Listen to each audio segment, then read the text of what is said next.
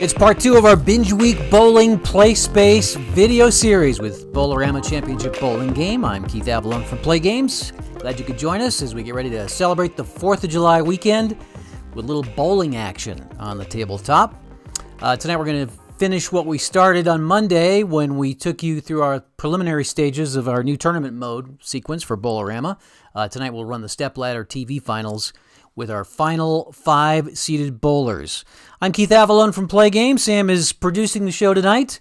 Our 5 bowlers will be Kyle Troop at number 5, their 5th seed. Chris Barnes is 4th. Bill O'Neill was 3rd. Chris Vi 2nd. And our 1st seed, Jason Buttroff. But first, before we get into the bowling action, a couple of quick things. I'm a little bit embarrassed to tell you that the new Bowl-o-Rama play mats have sold out. We tried to figure out how many we'd sell of these, but we sold them out, and we weren't exactly sure what to do about that. Our Binge Week bowling bundle with the mat and the 2 new card sets. We figured the best thing, though, to do was to keep our end of the bargain and continue to offer the package through Sunday. If you order it, we will mail the cards right away, and then we'll mail the game mat as soon as we get our new shipment in, which should be in a little bit, about 2.5 weeks, 3 weeks from now. The second thing is that today's the last day for sign up for PLAAY.con 2021. We'll close the registration first thing in the morning. We have, I believe, 3 slots open. I also want to tell you, I've been looking for an excuse to show this off. This is a special piece of play gear that we created, or Sam created it really, for PLAAY.con. It's our PLAAY.con Fury football jersey. It's kind of not necessarily. Well, all right. Sam doesn't want to call it a Fury football jersey, so it's a PLAAY.con convention jersey. All right, but it uses Fury football colors. There's the front. We patterned it kind of after the Seahawks jersey, which is super cool. There's the back, PLAAY.con 21, and it's got the yellow trim here, and it's super cool. It's very comfortable and super fun to wear. So we'll be offering this, and you don't have to go to the convention, by the way, to get one of these. We'll be putting this and the other convention gear up on the website. When is that going to happen? Tomorrow, I think. Tomorrow. It's going to happen tomorrow. So watch for that. All right, let's get back to bowling. Back to our tournament mode. We got some great feedback after Monday's stream, including some good thoughts from Mitch Stern. We had first of all, we had a number of people who tried it out and said they really enjoyed the results. It was fast and gave you a good representation of bowlers, so we're really pleased with the way it works. Mitch Stern had some great thoughts about expanding the action in the positioning round of tournament mode to include a few more bowlers and a little bit more bowling action. He basically said that he liked the process. It was great to be able to do a whole tournament in an expedient amount of time. But he felt like maybe there should be more than 4 games rolled for a whole tournament. And you're condensing the entire tournament down to 4 rolled games, which that's a good point, I think. So he suggested expanding the positioning round of the process, which is the 3rd round of the tournament mode process. By the way, if you're unfamiliar with the tournament mode process, we've spelled it out for you in a blog post, which you can find at playclassic.com. Just look at the read this section or click the blog link, and you can read how this all plays out. So Mitch's idea is to basically use the system as is up to the point where you generate the top 8 bowlers from your 24 positioning round, the match play bowlers. But instead of going directly, taking those 8, that ranking of 8, and then eliminating the bottom 3 and moving on to the top 5, he suggests matching up. Which is basically what the positioning round does. So you get your final 8 bowlers, you rank them just like you normally do, or like we did, like is spelled out in the process. But instead of moving on to the step ladder finals, you pair off. You pair 1 versus 2, and they bowl a game against each other to see who gets the 1st seed. The loser gets the 2nd seed. Then 3 and 4 bowl against each other. The winner gets the 3rd seed. The loser gets the 4th seed. The 5 and 6 seeds bowl against each other, and it's basically a play-in game, with the 5th seed going to the winner, and the 6th seed gets money points. And 7 and 8 are not for position in the stepladder finals, but it would be mainly for money points. And we probably would have to spiff up the money point system to accommodate that. Right now, the money point system, as it's spelled out in the blog post, assigns 7 money points for the 3 bowlers who are eliminated in the positional round. So instead, you might make that, 5, 6, and 7, or 6, 7, and 8 points. There'd be a difference in points the more the higher up in the rankings you are. Then of course, we're bowling for the money points in the step ladder finals. So I thought it was a good idea, and I haven't had a chance to try it out, but maybe you want to try it out. In any event, we're going to go ahead with the 5 that we set up on Monday's stream. We're going to go right into the action. So let's get to the game table, and we'll get to rolling. We set up the play mat in portrait mode, as we would see it, with standing behind it. And we're going to roll the dice up here. We're not going to play participant mode. We're going to play spectator mode. We'll roll the dice up here on the this mat section. We'll put the bowler cards here. So it'll be Kyle Troop bowling against Chris Barnes for our first game, 5 versus 4, and basically the winner goes up and plays the third seed O'Neill, and the winner of that game plays Chris Vi, and then the winner of that game plays for the championship, the title, the big money, against Jason Buttroff. All right, so Troop bowls first. We get an 11 with a normal bowl. That's going to be a strike for Kyle Troop to start things off. Chris Barnes will also follow with a strike and a 3. Back to Troop. Now, I know that I think the way this normally works, Troop would bowl, Barnes would bowl, then Barnes would bowl again, then back to Troop. But I'm not going to do it that way. It'd be in a tabletop thing. You're not really dealing with psyche, so we're okay doing it like this, I think. So Troop gets a 12, and he gets another strike. That's 2 in a row for Troop. Back to Barnes. Oh, and an exceptional ball with a 15.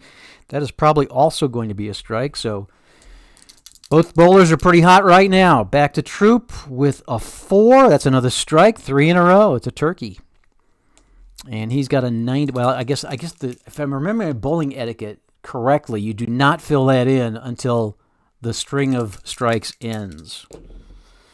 And looks like Chris Barnes' streak of strikes just ended. He is going to get an 8.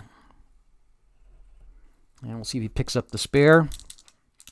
Probably will.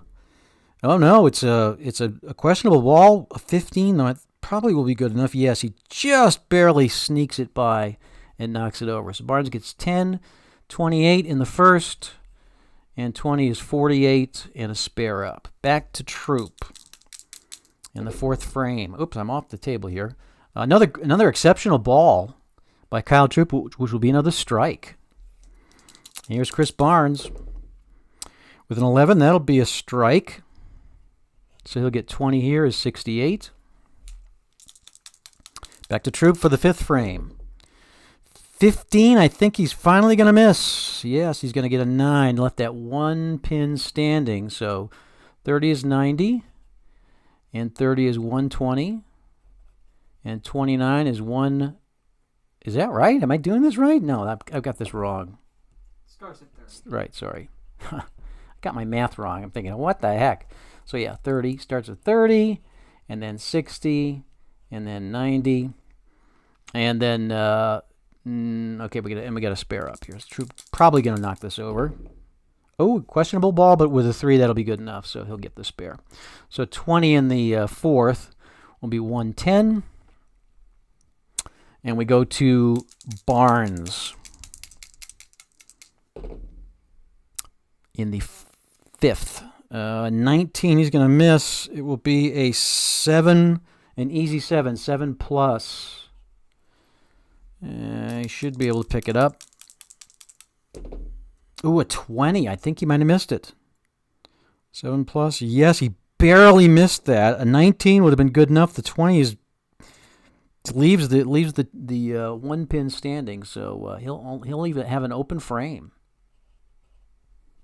Wow. So 19 in the 4th gives him 87, and an open frame leaves him with a 96. That's going to be tough to make up ground unless Troop stumbles here. And there's a questionable ball, but it's a 6. So that will be an 8 for Troop. 18 is 128 for the 5th, so he's got a 30-point lead. 30-pin lead, I should say. Here's the spare pickup, and that'll be easily done.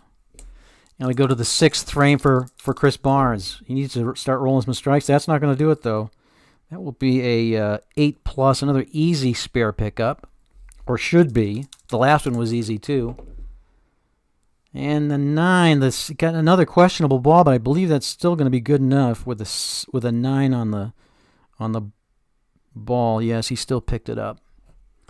So they both spare out in the 6th. Back to the troop on the 7th. And it's a 14. That will be a 9. So 19 in the 6th gives him 147.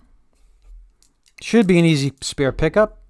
And even with a 19, a normal roll, that's going to be good for Kyle Troup. He picks up the spare. Back to Chris Barnes. With an exceptional ball in a 13, that will be a strike. Man, he might got a chance to make up a little ground here. Troup in the 8th. With a 7, that will be a strike. So 20 gives him a 167. Barnes must strike here. No, I don't think he did. He just missed it. A 12 would have been a strike. So he left that pin wobbling, and he comes up with a 9, and that's probably going to sew it up for Kyle Troup. Spare pickup is good. So let's see. 20 is 116 in the 6th. Make sure I'm adding this right. And then 20 more is 136. So the 30-pin cushion remains. I think it's out of reach now. Here's Troup in the 9th frame. That'll be another strike. Here's Barnes with the 20. Yeah, it's all over but the crying right now. Knocks down 7. So 17 is a 153. And Troup will easily sew this one up. And he rolls a 20. So he gets a 7 also. That's going to be an easy spare pickup. So 27 in the 8th gives him a 194. He scores 20 in the 9th for a 214. Spare pickup will be a 9. So he picks up 19 as a 2. Rolls a nice 233. And let's see what Barnes can finish up with. Let's see here. Did I not roll his spare there? Or I rolled a 7. Oh, I think I put it in the wrong space. Did I not finish out the frame for Chris Barnes? No, I guess I'll in case I didn't, I'll finish it out now. And that will be a spare. Here's his 10th frame. 15-4 for Chris Barnes will be a 9. Gets a 9 and will... The 20, fortunately it wasn't a questionable ball, but even on a 20, Chris Barnes is going to pick that spare up. All right, so 19 is 172, and then we'll roll his final ball for the final score, and it's just going to be a strike. Could have used a few more of those early on. So Chris Barnes rolls a 192, and a pretty big win for Kyle Troup, who will advance to bowl against Bill O'Neill.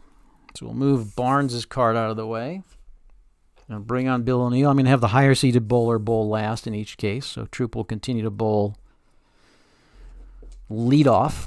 And we'll start again. See if Kyle Troup can stay hot. Oh, yeah, a 1. He starts out with a strike. Nice. Here's Bill O'Neill, who will also get a strike. Back to Kyle Troup, and another strike for Kyle Troup. 10, that will probably be enough. Yes, that'll be a strike for Bill O'Neill. Everybody's hot. 3rd frame. Oh, a 20. Ooh, it's an unusual result. Ooh, golly. Well, let's see what we got for the unusual results. That usually can be kind of crazy. On the professional level, let's see here. We got to roll these 2 dice. 61. Problem with new equipment. +1 D20 all rolls rest of the game. Ooh. So he must have... I'm not sure why he's using new equipment, but, maybe he needed a new glove or something. Or maybe a shoe got caught. So he'll have a plus. So that wasn't actually a roll. He's actually just adjusting his shoe or whatever. But now we're going to have to add +1 to all of Kyle Troup's D20 rolls for the rest of the evening. That won't bode well for him. So we'll make that a 10. Ooh, and a questionable ball. 10 questionable. It's an 8 split. Yikes. Is that just on the first, or is it on all of them? It's all of them, isn't it? Yes, +1 on all of them. So that's a 14. Well, that's clearly not going to pick that up. He'll get one of them. But the first open frame for Kyle Troop. So 28 in the first, 19 in the second gives him 47, and 9 more is 56 after 3. See if Bill O'Neill smells blood here. 15-2. That will be a 9. Leaves one standing, so 29 for Bill O'Neill in the first. And the easy spare pickup. Oh, yes. Not a problem. So 20 is 49 and a spare up in the third. Go to the fourth frame. Troop, we'll have to add 1. That'll be a 12. He still gets the strike. O'Neill. And, oh, look at that. A 1-1. That's where you just, you can visualize that. That's where the ball hits the pocket perfectly and the pins just fly. All right, so both get strikes in the fourth. Back to the fifth, and Troop with a 4, and that will be another strike. So despite the new equipment, I guess he's getting pretty comfortable with it. Here's O'Neill. 13. That will be a strike on a 13. Let's see. So let's add 20. So that gives him 59. So right now it looks like a 3-pin lead for O'Neill. Troop bowling in the sixth. That's a 14, but he got an exceptional ball on that, so that will be another strike. He is making the best of it. Here's Bill O'Neill with another strike. Both with turkeys, 3 in a row. Here's seventh frame, back to Troop. 3-pin game right now. 7 will be a strike. Here's O'Neill. Oh, no, 19 and a questionable ball. That'll be a Y ball. So for that, we'll roll over here on the Y chart. 26. He gets a 6 split. Let's see if he can pick that up. It's a 6 minus on the spare charts. We'll put that here. And what's his rating is AA. So he's got to roll. It's not that bad. 1 through 13. Normal. Oh, he got the 13, but it's a questionable ball, so he's only going to he's going to miss that split. He's going to pick up half of it. He's going to pick up 2 and leave the open frame. So both have open frames, but now it's Troop's opportunity. Let's add this up. That's 30 here is 89. 26 is 115. And 18 is 133 for O'Neill through 6. And 141 through 7 with the open frame. Well, that gives a wide open opportunity for Kyle Troop, despite his problems with the new equipment. 16-1. That will be another strike. He's getting those exceptional balls. O'Neill starting to sweat it. Gets a 10. That'll be a strike. I guess I should probably score this, right? Because I guess the tradition is you don't mark it until you score. It's kind of the same thing as not talking about a no-hitter. Don't want to mess up a 300 game. All right, so 30 is 86 for Troop in the fourth. Glenn Bonesteel says O'Neill should have 69 in the third frame. 69, did I add it wrong? Let's see. I don't know. Let me check. Let's just double check this here. Yeah, you're right. That should be 69. You're right. I'm blowing through this. This is why you use automatic scoring at the bowling alley, not human scoring. So 9. Let me add 10 more to each of these then. That is correct, Glenn. Thank you. 125, 143, and 151. And that's also why we score in pencil. All right, so 30 here is 116. 30 more is 146. That would put Troop with a 3-pin lead in the sixth. And 2 strikes up as we go into the ninth. 13-4, actually 14-4 for Kyle Troop will be a 9. Barely missed. Well, he missed it by a small margin. So 29 here is 1.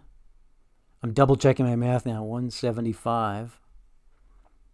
And here's the spare pickup for Troop. 19, but a 1 will make it easily. So 20 is 195 in the 8th and a spare up in the 9th. Well, that gives a possibility now for O'Neill to maybe gain some ground here. He's got to get a strike, though. And he does. Big strike for Bill O'Neill.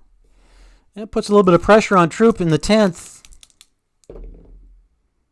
14 and a 3. A normal ball is going to be another 9. It'll be 19 is 214 in the 9th. Let's close it out for Troop. He will get the spare. And he will get the strike. So 20 pins. He maxed it out. 234. Actually bowled a pin better than his last game. So now it's up to O'Neill. Looks like he's going to pretty much have to strike out. But that's not out of the question for Bill O'Neill. Here we go. Starting with the first ball of the 10th. 13 normal. Oh, he just barely got it, but he did get the strike. He needs 2 more. Let's see, 30 would make him 181 here. He must get the strike here. And a 1. There it is, strike. That puts him at 211. And I think as long as he doesn't roll a 3, all he needs is 3 pins. He's got this one in the bag. Big comeback for Bill O'Neill. We just can't get a Z ball. 6, it is going to be an open frame. Well, I mean, it's not going to knock all the pins down, but enough of them. It'll knock 8 down with a questionable ball. So that gives him 28. 239. So he wins by 5. Bill O'Neill with the big comeback. So O'Neill, who was sweating it there, will advance to bowl against Chris Vi, the number 2 seed. And he's the lower seed, so he'll bowl first. Start out with a 9. Not a great way to start. Picks up the spare. Here's Chris Vi's first roll. It's going to be a strike. Back to O'Neill. That will be a strike. Thank you, Glenn, for pointing that out, by the way. We would have had him at 229 if Glenn hadn't caught that.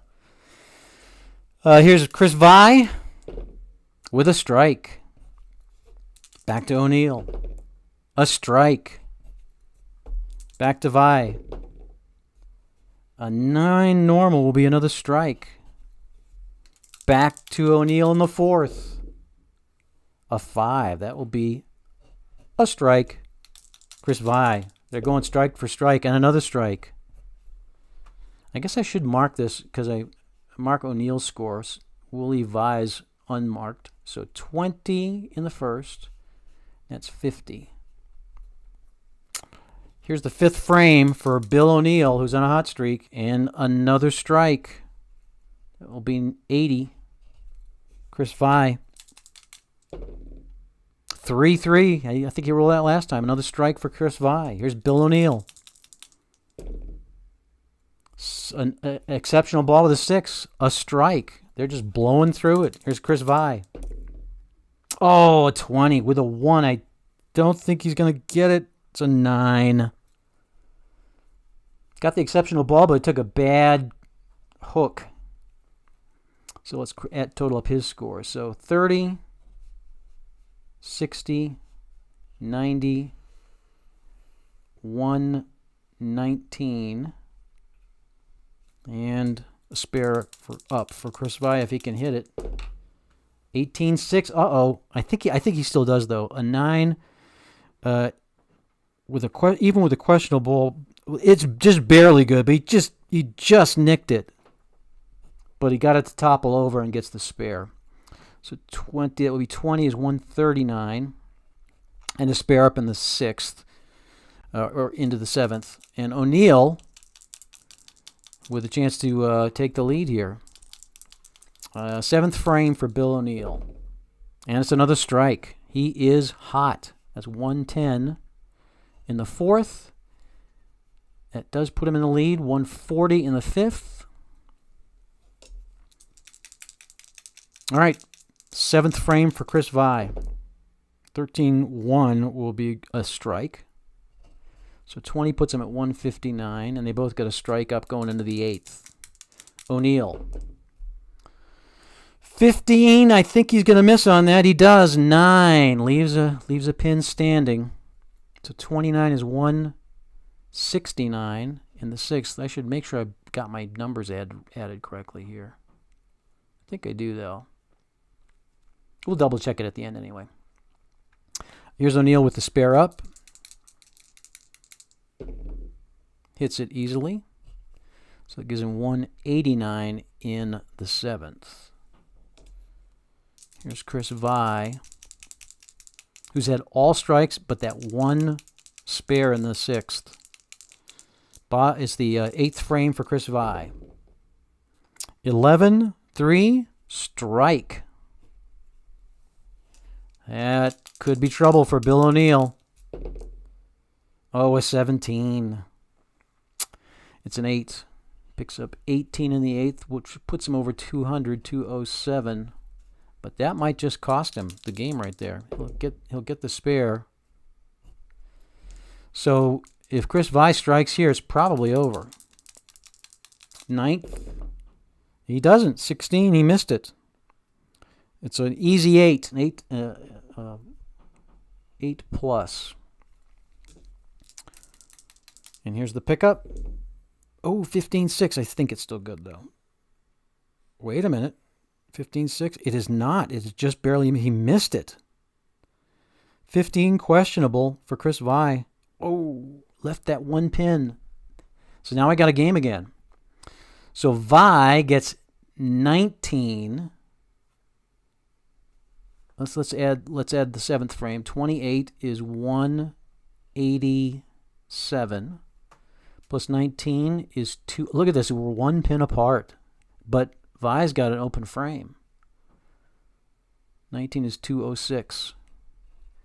And 9 is 215. So the momentum has swung back to Bill O'Neill with that open frame by Chris. So he'll wrap up the game here. The 10th frame, it's going to be a strike. He's going for the jugular here. 14. Now he didn't get that. That's going to be a 9 for Bill O'Neill. And he does pick it up. So that'll be 20 in the 9th. Gives him a 227. And then 20 more in the 10th is 247. So Bill O'Neill finishes with a 247. So Chris Vi, that'll win it, won't it? Because the best Chris Vi could do would be 245. So we'll finish it out. He does get a strike. And that'll be a 9. And he will pick it up. So 20, 235. So that'll be a win for Bill O'Neill. And Bill O'Neill will advance to our title match against Jacob Buttriff, who is the higher seed. Well, it's all played out pretty much according to the seedings so far. Let me just double check Chris Vi's score. I'm pretty sure it's right, though. 30 is right. 60 is right. 90 is right. 29 is 119. Correct. Plus 20 is 139. Plus 20 is 159. Plus 28 is 187. That's correct. Plus 19 is 206. Yep. 215. Yep, that's correct. So, Bill O'Neill. Oh, I got the wrong card here. Oh, it's not. I had the right card. Sorry, it's not Bill O'Neill. It's Chris Vi. I don't know why I wrote down Bill O'Neill. Chris Vi, Jacob Buttriff for the title. Here we go. Oh, wait, yeah, you're right. It was O'Neill. You're right, it was O'Neill. I had it right. What am I thinking? I'm just beside myself. Threw myself off. A long week. It's been a very busy week. Let me just tell you that. We've really been grateful for all the support from for the bowling thing. Bowling has never really been, if you've checked the top 10 lists from the past, several years, bowling is usually not in the top half. I mean, it's never been in the top half, but it has certainly been big this week, and we really appreciate all the support for the game. All right, so it is Bill O'Neill against Jacob Buttriff, and let's get rolling with it. It's a strike for Bill O'Neill. Here's Jacob Buttriff with his first roll. Ooh, a 19. Not off to a good start. It's an easy 7. And he picks it up. But that gives Bill O'Neill the early lead. And a strike for Bill O'Neill. Buttriff with a strike. O'Neill with a strike. Buttriff. Oh, it's 20 with a 1, though. Oh, he almost got it. Even with a 20 on an exceptional roll for Jacob Buttriff, but he did get the 9. Another spare pickup. And he does make that. So he's fallen behind. So let's see, 20 in the first. And 40 in the second. And a spare up in the third. Meanwhile, Bill O'Neill is on fire until just then. 8. Jacob Buttriff heaves a sigh of relief. There's the pickup for O'Neill. So with a strike, Buttriff can get back in it. Oh, it's not a strike though. It's 7. It's a Y ball. Tried a little bit too hard, I guess. It is a Z ball. It's a 2. Must have ridden the side of the gutter and then bounced back up and just knocked over the last couple pins. All right, well, he's got to try to pick this up. It shouldn't be too difficult. Basically, I like rolling from rolling a first ball. Yeah, and a 2-1 exceptional ball. He clattered those pins. But that still is that basically cancels out that spare. So Jacob Buttriff is off to a poor start. Let's figure out O'Neill's totals. That would be 30 in the first, 58 in the second, 78 in the third. That's a 26-pin lead, and they both got... So you get a 26-pin lead as we go into the fifth. O'Neill with a strike. 98 in the fourth. Here's Buttriff, desperate to string some strikes together. He's just got to do it, and he gets a 20. Sometimes it's just not your night. Gets a 7, so 17 is 69. Here's the spare pickup, and a 2 will be an easy spare pickup. But that might be it right there. Here's Bill O'Neill. 17, but an exceptional ball. It's a strike. Here's Jacob Buttriff. 14. That will be a 9. Ugh. 19 is 87. I'm sorry, 88. And the spare is good, but he's fading fast. O'Neill, sensing victory within his grasp. And there's another strike. That gives him 128. It's a 40-pin lead. It's a thrashing. Here's the 7th for Buttriff. 15-3. It's going to be another 9. It's kind of feels like he's just kind of lost his composure at this point. Gets the spare pickup, but 19 is 107. And we go to the 8th. Think it's in the bag for Bill O'Neill. That $10,000 check. And he gets another strike. Barely, but barely's good enough. Here's Jacob Buttriff with a strike, finally. Little too late, I'm afraid. O'Neill, 13. That will be another strike. Look at that. Man, he's just has not let up. And a 20 for Jacob Buttriff. It's another 7. Just doesn't seem to have it tonight. Here's the pickup. It should be good. 14, yep. So let's see. Let's do this here. O'Neill with 30 is 158 in the 6th, 188 in the 7th, and Buttriff with 127 in the 7th, and 147 in the 8th. That is bad. He's only rolled 2 strikes. Bill O'Neill, however, is bumping the average up for him by hitting mostly strikes. 10th frame for Bill O'Neill with this one in the bag and another strike. He'll close it out. There's a 9. Or is it an 8? It's an 8. An 8. And does he miss? Does he get only one of them? I think he only gets... No, he gets both of them. With the questionable 6. So, Bill O'Neill finishes with 218 in the 8th. And 28 more, 246. And 20 more is 266. Wow, look at that. So O'Neill went 239, 247, 266. Buttriff, meanwhile, is going to be lucky to break 200. Gets a strike there. Gets a strike there. And gets a strike there. Well, it's too little too late for Jacob Buttriff, I'm afraid.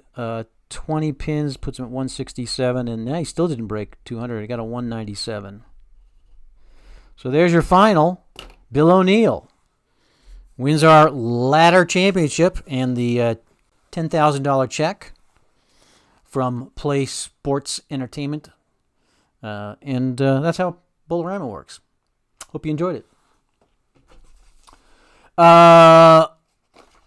If you have any further comments on the tournament mode, please feel free to email us. The email address is info@play.com. You can also leave comments here on the video stream, or either during the chat or, there are comments after the stream is over. You can post comments as well. And by the way, don't forget to like the video. That really helps us if you like the video when you're done. Have a great holiday weekend.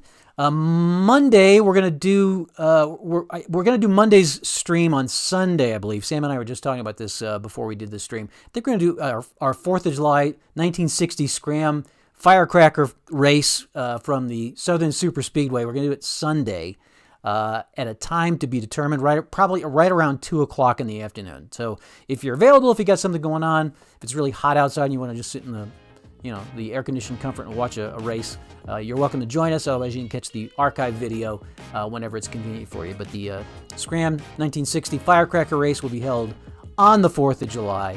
We'll stream it live here from the PLAAY HQ special Sunday edition of the PLAAY Space Live. Thanks a lot for watching. Thanks for being part of the community, and stay safe this weekend. Have fun. Enjoy your 4th of July extended holiday weekend, and we will see you again on Sunday.